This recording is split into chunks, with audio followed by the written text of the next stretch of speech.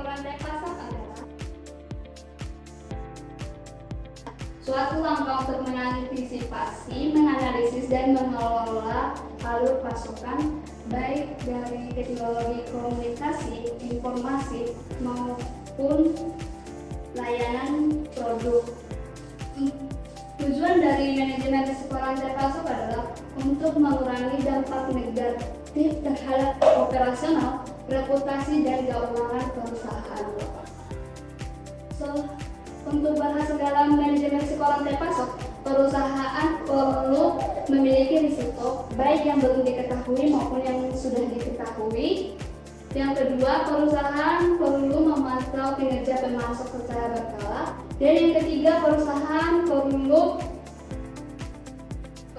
berinvestasi pada teknologi untuk meningkatkan visibilitas daya tahan rantai pasok. Di era globalisasi ini, rantai pasok menjadi nadi utama bisnis yang menghubungkan antara pemasok, produsen, distributor, dan pelanggan di seluruh dunia.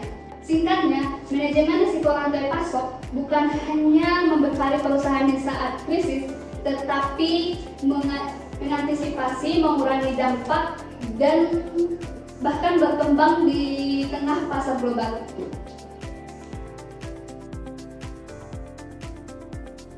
Selanjutnya, di sini saya akan membahas tools SWOT analysis dan risk matrix, di mana SWOT tersebut adalah singkatan dari S, W, O, dan T. Di mana S itu adalah strength atau kekuatan. Nah, yang dimaksud kekuatan itu di mana produk kita itu memiliki fitur yang menarik dibanding perusahaan yang lain. Yang kedua ada weakness atau kekurangan. Nah, di mana pada suatu saat proses produksi perusahaan kita itu tidak efisien dari segi waktu, biaya, mungkin sampai tenaga. Yang ketiga ada opportunity atau peluang. Nah, di mana produk kita itu disenangi karena kegunaannya, fungsinya oleh konsumen itu kayak sesuai. Lalu yang terakhir ada T. T itu adalah threat atau ancaman. Nah, di mana ada perusahaan yang melaunching produk-produk yang sama persis dengan apa yang kita produksi. Nah, bisa dibilang itu sebagai kayak saingan, sebagai saingan dari perusahaan kita. Lalu saya akan menjelaskan risk matrix, di mana risk matrix tersebut di sini ada warna hijau sampai warna merah. Di mana warna hijau di sini adalah risiko yang akan dialami oleh perusahaan.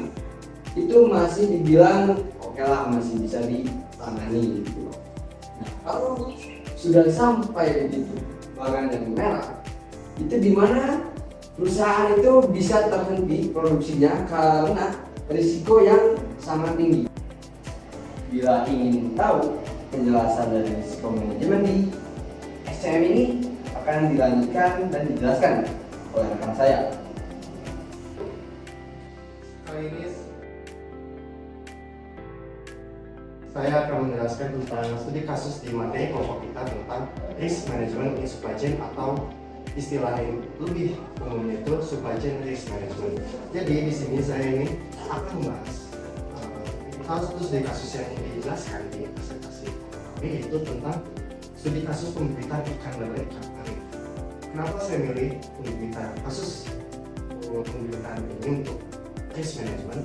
Dikarenakan dari artikel yang saya baca tentang studi kasus pembibitan ikan arif ini, metode-metode, tools dan teknik yang digunakan untuk mengakses risiko yang ada di usaha itu lengkap banget, mulai dari metode SOR atau Supply Chain Operation Reference, lalu ada cost of risk, metode cost of risk, dan juga risk matrix, lalu non-sensitive segala macam, dan itu lumayan lengkap banget di studi kasus ini, makanya saya ingin jelaskan tentang itu.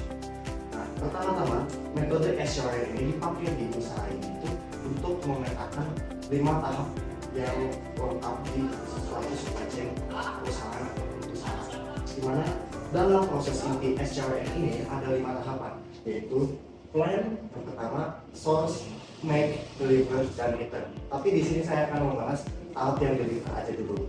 Lalu di tahap-tahap analisis risiko ini, di analisis memakai metode House of Risk 1. Lalu setelah analisis risiko ini sudah dibahas, sudah dicari, kita membuat rencana mitigasi risiko, yaitu menggunakan House of Risk yang kedua. House of Risk ini juga pakai prinsip FMEA atau Failure Mode and Error Analysis untuk ukur risiko secara kuantitatif dan dibarengi dengan model House of Quality untuk prioritas agen risiko yang lebih penting atau prioritaskan agen risiko yang lebih berbahaya ini, lebih memberikan ancaman kepada usaha ini tuh yang mana? Nah, seperti di tabel yang ada di sini itu, di House of Risk yang pertama, diidentifikasi risiko serta menentukan sumber risiko yang jadi prioritas dan buat mitigasinya, di mana ada empat tahapan seperti identifikasi, lalu identifikasi tingkat severity atau tingkat keparahannya, lalu identifikasi tingkat sumber risiko, dan yang lain adalah tingkat identifikasi tingkat occurrence atau kemungkinan terjadinya suatu kejadian.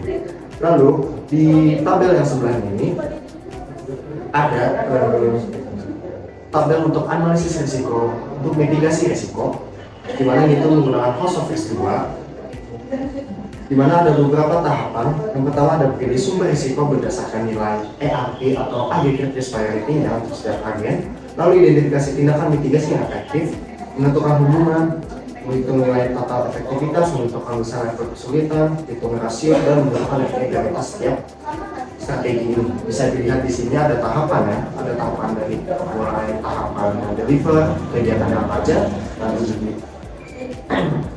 dianalisis resikonya apa aja, lalu dilihat lebih dalam agen resikonya itu apa aja, lalu dibuat mitigasi resikonya seperti apa.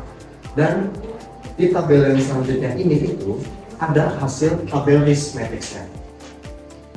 Mana tabel risk matrix ini itu menunjukkan hasil dari sebelum dan sesudah mitigasi resikonya ini sudah diaplikasikan ke agen-agen resiko ini. Dimana tabel yang di kiri ini yang pertama itu warna kode agen resikonya itu berada di area yang merah.